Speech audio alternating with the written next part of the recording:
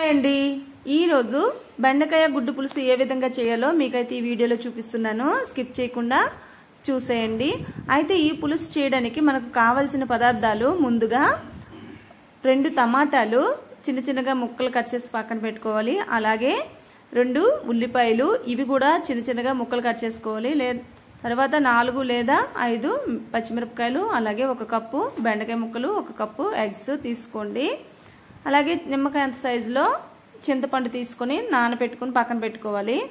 ముందుగా stove on చేసి ఒక కళాయి పెట్టుకొని కళాయిలో నూనె కొంచెం వేసుకొని ఆ నూనె కాగిన తర్వాత మనం ముందుగా కట్ చేసి పెట్టుకునే బెండకాయ ముక్కల్ని దీంట్లో వేసుకొని బాగా వేగనివ్వాలండి ఇలా వేగిన తర్వాత కొంచెం ఉప్పు వేసుకొని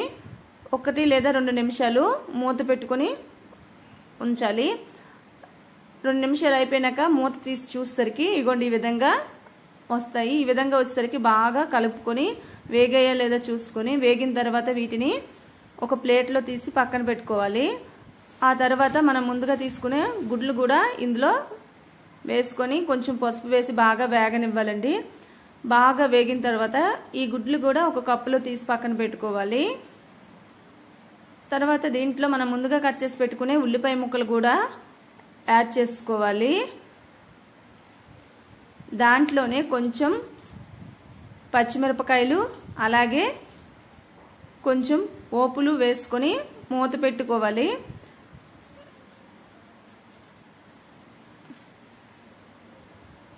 మూత పెట్టేయాలి మూత పెట్టిన తర్వాత తీసరికి ఇగోండి ఈ విధంగా వస్తాయి బాగా వేగిన తర్వాత కొంచెం కరివేపాకు అలాగే అల్లం వెల్లుల్లి పేస్ట్ వేసి బాగా వేగనివ్వాలండి ఇలా బాగా వేగిన తర్వాత అల్లం వెల్లుల్లి పేస్ట్ అనేది స్మెల్ రాకుండా చూడాలి పచ్చివాసన అనేది తర్వాత మనం ముందుగా కట్ చేసుకునే టమాటాలు వేసుకొని బాగా కలుపుకోవాలి ఇవి బాగా వేగినంత వరకు 2 నిమిషాలు మూత పెట్టి తీసేసరికి ఇగోండి ఈ విధంగా ఉడుకుతుంది ఇగోండి ఈ విధంగా ఉడికిన తర్వాత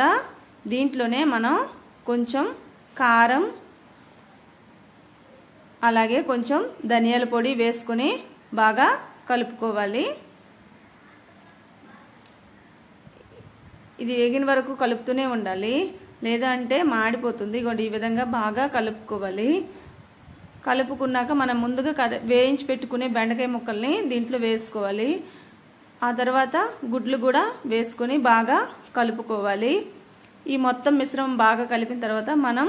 కొంచెం చింతపండు రసాన్ని దీంట్లో వేసుకోవాలి ఇది బాగా ఉడికిన తర్వాత మనకు కావాలంటే నీళ్ళు కూడా యాడ్ చేసుకోవచ్చు దాంట్లోనే రుచికి సరిపడా ఉప్పు వేసుకొని మూత పెట్టేసి తీస్తే చూడండి ఈ విధంగా ఉడికింది ఇలా ఉడికిన తర్వాత గరం మసాలా వేసుకొని దించిస్తే బెండకాయ గుడ్డు పులుసు అనేది రెడీ అయిపోయినట్లని టేస్ట్ అనేది సూపర్గా ఉంటుంది మీరు కూడా ట్రై చేయండి తప్పకుండా మీకు నచ్చుతుంది